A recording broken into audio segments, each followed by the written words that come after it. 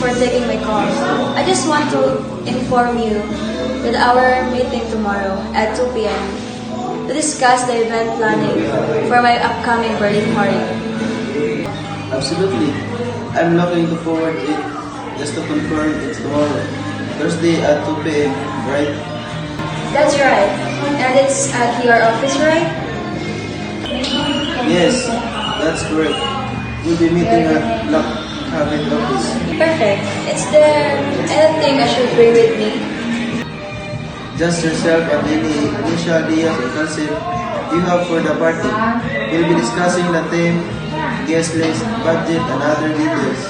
Sounds good. I'm excited to get started on this. Me too.